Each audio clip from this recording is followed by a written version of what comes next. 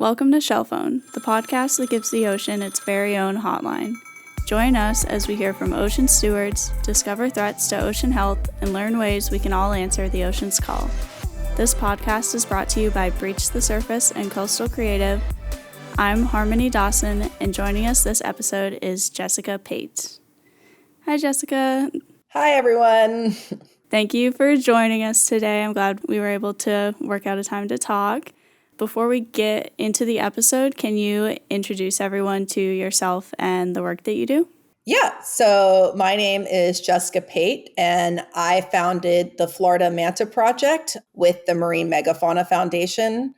And the Florida Manta Project is basically the first dedicated project of manta rays in Florida. So before I started this project, basically nothing was known about manta rays. So sometimes people are like, what do you study about manta rays? And I'm like, pretty much everything, because there's so many unknowns. Yeah. So, and we even recently expanded our research to guitarfish. So we just keep on finding poorly studied rays and trying to learn more about them. Awesome. That was one of the things that really interested me when getting ready for this episode. I was watching some other webinars that you've done, and you mentioned that not much was known about manta rays when you first started the project. And that seems surprising for how charismatic of an animal they are. Yeah, I mean, they're a very popular animal. People will travel halfway across the world to go diving with them. And I think part of the reason they went unnoticed for so long is that divers don't see them on the reefs here, which is unusual. A lot of times they're engaged in what's called like cleaning behavior, where they go on the reef and the little reef fish will clean all the parasites off their body. But we don't see that here. I always say you're more likely to see a manta ray in Florida walking on the beach than you are diving on the reef, because they're in super shallow water very close to shore. So the first thing that we're going to talk about is just all things manta ray. I know there's probably a lot that we won't be able to cover today, but starting basic, what are manta rays? What types of different rays are there, and how are these different from those? Yeah, so a lot of times people, what I'll get when I ask people if they know what a manta ray is, they'll be like, yeah, that's what killed Steve Irwin. And I'm like, no, incorrect. So manta rays do not have a stinging barb, and they live very different lives from stingrays. So stingrays you're going to see like on the seafloor, buried in the sand. And manta rays have to keep swimming in order to breathe. So you're always going to see them swimming. They have these big diamond-shaped black bodies with these unique fins that come out of their head called cephalic fins that they use to help them eat. And then they're just really, really, really big. Like the biggest mantas can get up to 6 to 7 meters, which is well over 20 feet. I also know that when they are born, they're very big as well already. Yeah, and that's one of the interesting things here is we have a population of juveniles here in South Florida that I started studying. And, I'll be talking to fishers on piers, and they'll be like, I saw this enormous manta ray. And I'll be like, it was probably like a baby. And they're like, no, you don't understand. It was so big. And I'm like, they're born at 6 feet across. And they're like, oh, okay. So like even the ones we're seeing at like 10 to 12 feet across are often juveniles. So they can get really, really massive. Where can you find manta rays geographically, but also habitat-wise? Yeah, so geographically, they are in the Pacific, Atlantic, and Indian Oceans. I don't know if we want to get into the different kinds of species, but there are 2, possibly 3 species of manta ray. So yeah, they're mostly found in tropical areas, but they also can be found in Florida's subtropical and even temperate. Like we have mantas along the U.S. East Coast that are found up off the coast of New York. So they have these wide ranges. Habitat-wise, you'll see a lot around reefs. There's one species that's called the reef manta. They're often found on reefs where they have those cleaning stations. So what they'll do is they'll kind of hang out at the cleaning stations during the day, and then they'll go off into deeper waters and feed at night. Yeah. And they get really close to shore, right? You said that a lot of them are seen right from the beach. Here in Florida, that's what we see. That's seen some other places, but not others. But yeah, here in Florida, we'll see them with basically I've seen their wing like flap basically on the sand. They've been in like 2 feet of water. Next, I'd like to talk about what they eat and how they eat their food. Yeah, so manta rays are filter feeders. So even though there's these like really big creatures, they're eating the little tiny stuff in the ocean. So like little crustaceans, shrimp, copepods. And once they find an area that's full of what's called zooplankton, they will unroll their cephalic fins and move through the water. And then all the water goes into their mouth. Their gills have these feather-like structures that capture all the plankton in them. So their gills act like a filter, catch all the zooplankton, and then they swallow it, and that's how they eat. So it's more similar to how like a big baleen whale eats than to a lot of other rays. There's a couple points off of that I'd also like to talk about. One is related to the intentional catching of manta rays and how that relates to the structures that they use to eat and the trade of that. We had a recent episode that talked about the shark fin trade in Indonesia. And in the webinar from you that I was watching, you kind of mentioned something similar with rays. Can you talk a little bit about that? Manta rays are globally endangered, and the main reason that their populations are declining is fishing. So they can be caught as bycatch. They're caught as bycatch in the U.S. shrimp fishery, which I'm beginning to study, but they're also targeted. They can be targeted for their meat. They can also be targeted for their gills or their gill plates. So those are those structures in their gills that kind of catch all the plankton. Basically, in the 90s, a market started. So these gill plates are dried and kind of sold as this cure-all tonic, and they can go for hundreds of dollars per kilogram. So, if a fisherman before this caught a manta and they weren't going to eat it, they'd probably just let it go. But if you catch one and now you know that manta's worth like thousands of dollars, you're more likely to keep it. So this has been driving a lot of the worldwide population declines in manta rays, is this fishing and this international trade. So the other related point that I wanted to talk about has to do with the ingestion of microplastics. Since they eat such small food, microplastics can easily be included in with that. Can you talk a little bit about that and what kind of threat or what level of threat that poses to mantas?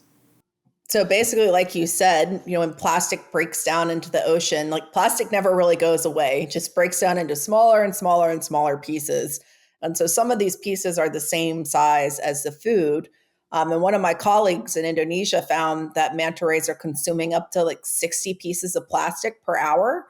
And the thing is, we don't really know overall how it's affecting the mantas. This could cause like blockages in their digestive system. If they consume enough, they could be leaching toxins into their body.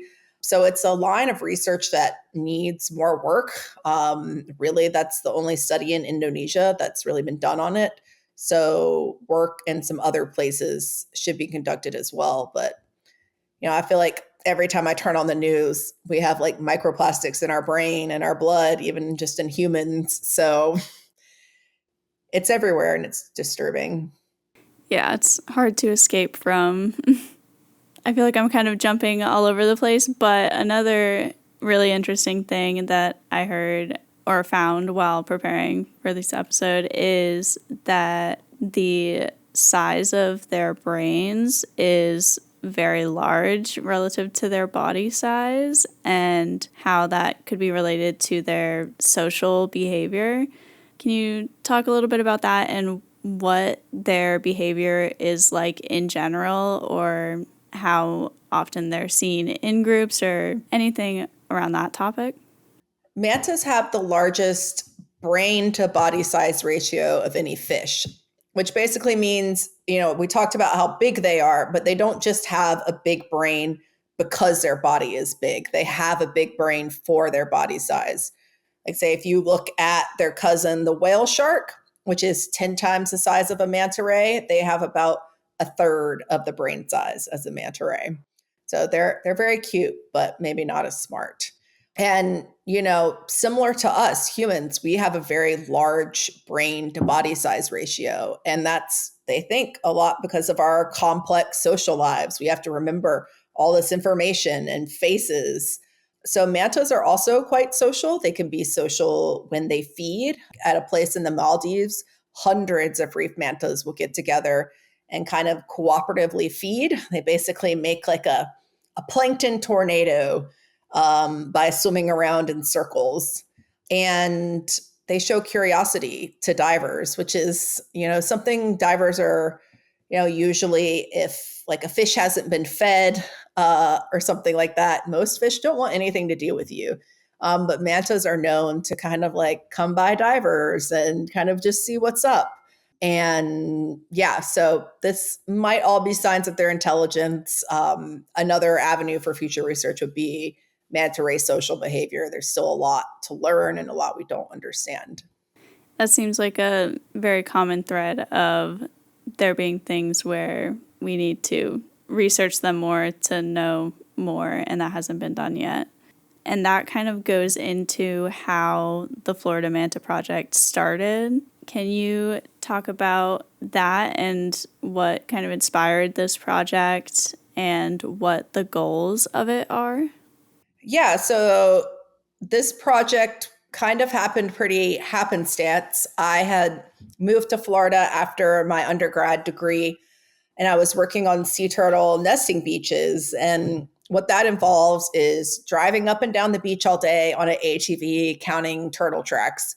So I was always out on the beach, and sometimes I would like look over in the ocean and I would see a manta ray swimming by, and I was just like, we have manta rays in Florida and no one's talking about it. Like, I did Google searches, nothing came up.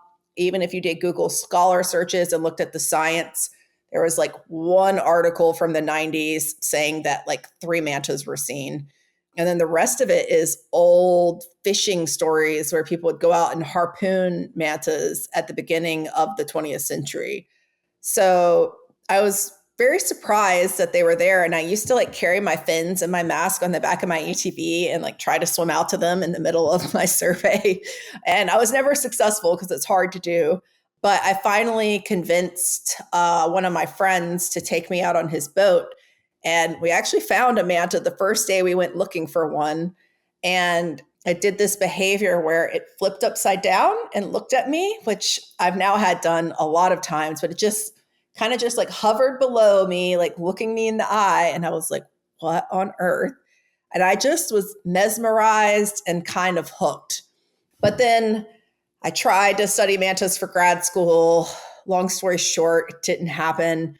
It probably took me 7 years before I actually started the Florida Manta Project. And then, like, our first question we wanted to answer are there enough mantas to study in Florida? Because I talked to a lot of, shark scientists and divers, and everyone was like, not really.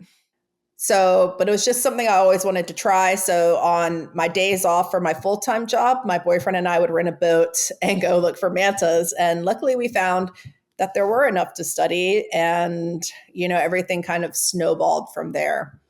We started that first year of looking for mantas in 2016.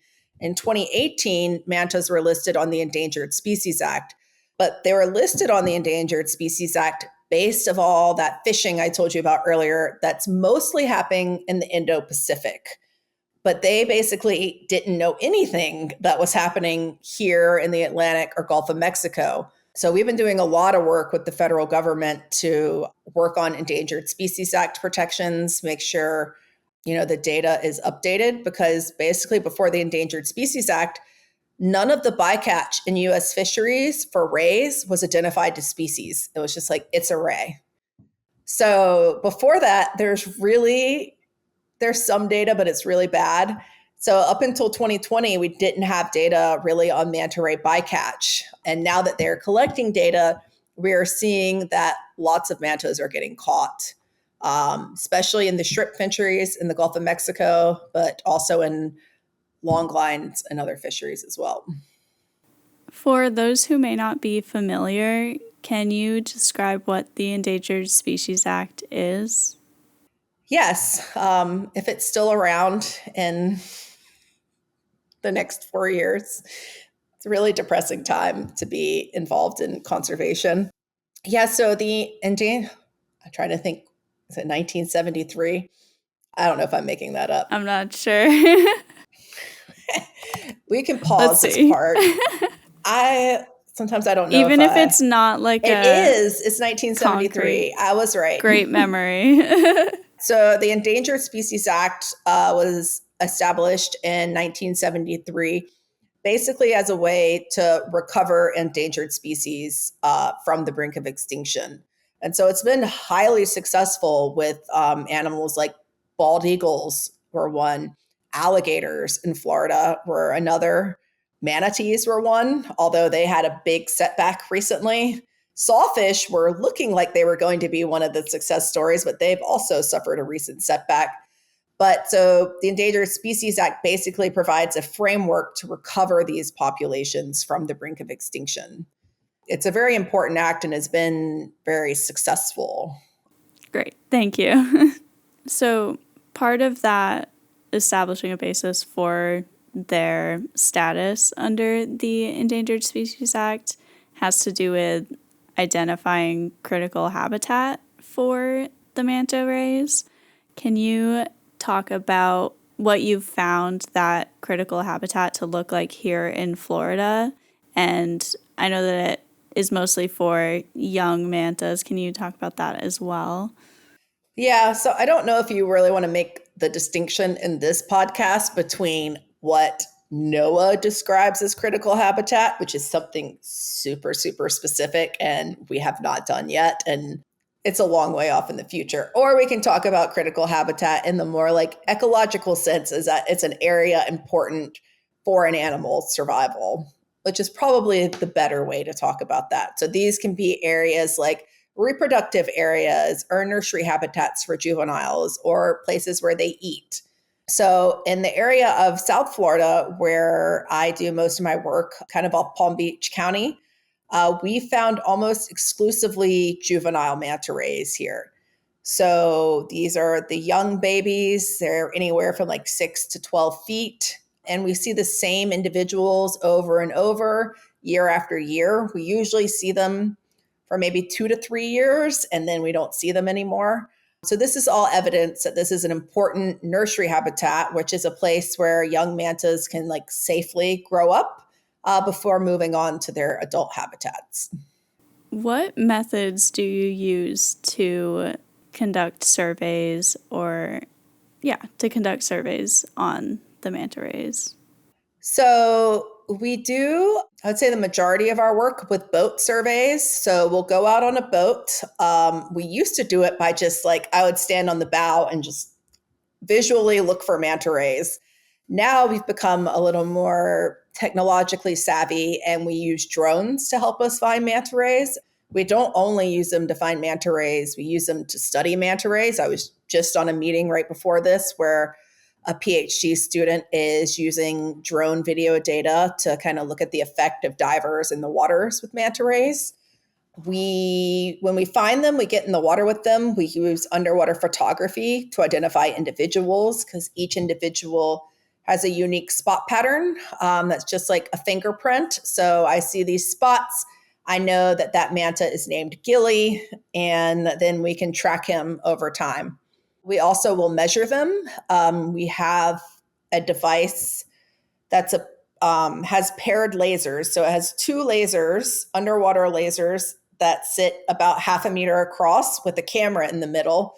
So we go film that, and then when we can see the lasers on the animal in the video, we know that they're half a meter apart, and we can measure the rest of the manta ray. We do. We have a lot of methodology. We also do aerial surveys and small planes. We do satellite and acoustic tagging. We will do genetics once we collect enough data. So there's quite a lot. That's awesome.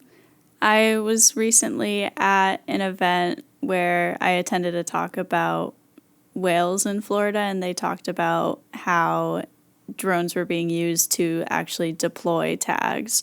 So drones are definitely making their way into the conservation scene in a lot of different ways. The whale people have very, very fancy drones. Ours Yeah. are not quite that advanced. You mentioned another thing that really interested me, which is using the spots on their bellies to identify the individuals.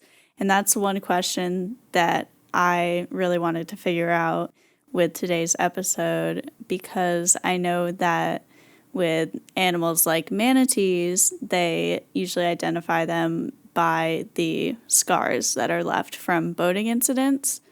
And I know that manta rays also have a lot of boating incidents that happen, but the scars left behind heal much better and more quickly than on manatees. Can you talk a little bit about that? Yeah, so we found that in South Florida, about 8% of our manta rays have been hit by a boat. And those are just the manta rays that have survived for us to see that they've been hit by a boat. It's very rare to find a dead manta ray. They sink when they stop swimming and they're made of cartilage, so they decompose really rapidly. So finding dead mantas outside of fishing markets is extremely rare. But yeah, they have really amazing healing properties. The first time I saw it was actually a manta I mentioned earlier named Gilly. And I remember being able to see just this wide gash. I could see it from the boat where the propeller had hit him. And I was absolutely horrified. But that was a manta we saw a lot this one. Actually, one year I pretty much studied Gilly the manta. He was one of the only mantas that was showing up. But we saw him again like 4 days later, and the wound had almost completely closed. So I was just in shock when I saw that. So it's really cool that they're able to heal so well. But if anything, it means they heal really well. So the scars sometimes are hard to see. So if anything, the amount they're hit by boats, we are underestimating, since the scars can be hard to see and we only see the ones that are surviving. Yeah. Yeah, if anyone wants to go to my Instagram, they can see lots of sad mantas hit by boats. Yeah. I was kind of debating like whether or not to talk more about that topic, or if we could go on to like slightly less depressing things. But there is a lot of really good media that comes out of your project of from like drone footage and stuff like that. So I would also definitely recommend people to check that out. Which is an important thing that I learned from one of my mentors, Andrea Marshall, because I never thought that way when I started out about how important it is to document everything, and not just to document it, but to like document it beautifully. Because if you can get these like beautiful, compelling photographs that really tell a story, it can make such a difference in your ability to communicate to the public what the problem is. So if there's any new scientists out there, kind of always be thinking about like how you can like visually communicate your project to somebody.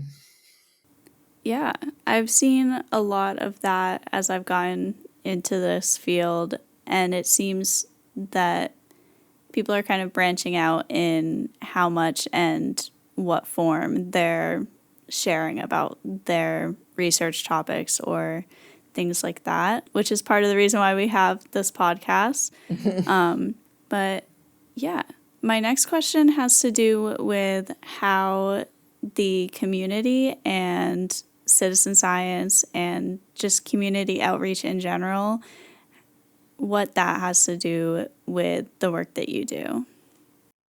Yeah, so citizen science has been a huge part of our work. We probably get a couple hundred reports of manta sightings around the state each year.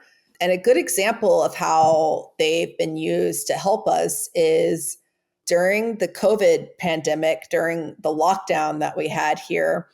All of a sudden, I got this rise in reports of manta rays in canals down in like Miami and Fort Lauderdale. So these canals can be like miles away from the ocean. And mantas were in there feeding. Sometimes they'd be in there for a couple of days. And I had no idea mantas were using these habitats. And I think it was because everyone was stuck at home and people were just out on their condo porches looking down and they would see these manta rays. But that basically this year we've started a whole new aerial survey to go look in those areas for manta rays because of those citizen science reports. So, especially with like endangered species that can be hard to find and are rarely encountered, citizen science is so important. I'm actually writing a paper on like manta ray cousins called devil rays right now, and about half of that data is from citizen science. So it's incredibly important. In the same vein, if you were to come across a manta ray in the wild, how would you recommend interacting or more so not interacting with it? Yeah, I mean, I guess it depends on how you encounter it. We never recommend like chasing the manta ray or anything. Basically, let the manta ray dictate the encounter. If they're curious about you, like you could be on a paddleboard or something, and they might circle you. But just enjoy the rare occurrence of seeing a beautiful manta ray, and please take a picture because I cannot trust any citizen science sightings without a photo because despite us having signs on fishing piers with how to identify a manta ray, still about half our sightings reports are not manta rays. So we always need a photo to make sure we're talking about the same thing. Would you say that manta rays are easy to identify, or if not, like what are some tips for that? Yeah, I mean, personally, I think they're easy to identify. It depends what you're comparing them to. But what I found a lot from talking to people is they think of rays as just all one thing. It's really interesting, like psychologically.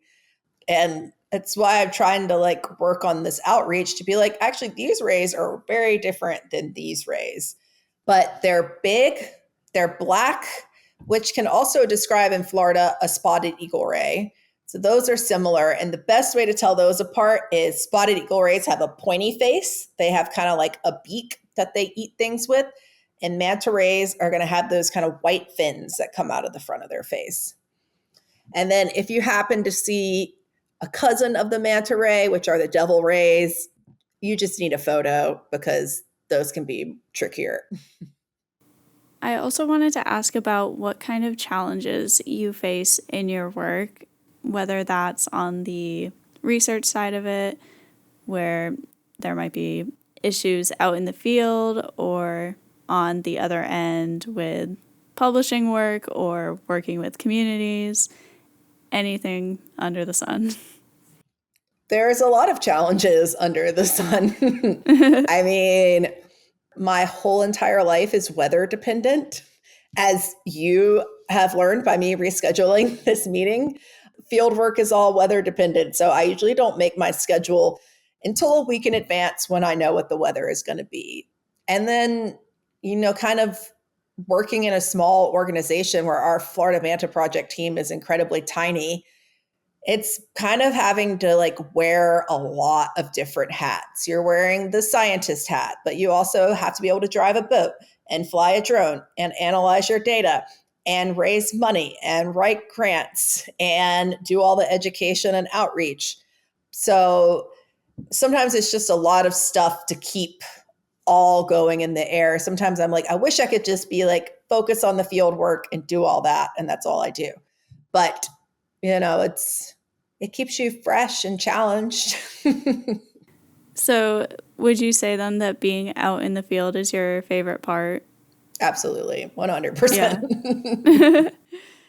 What does like a perfect field day look like? And what's the process like? Yeah, so a perfect field day is we leave the marina, we get out on the ocean, and it's glassy smooth. So, not a wave in sight. We'll probably see some dolphins. I mean, ideally, we would see like a hammerhead shark from the drone as well. And then we find manta rays in clear water, because a lot of times they're in murky water, that are friendly.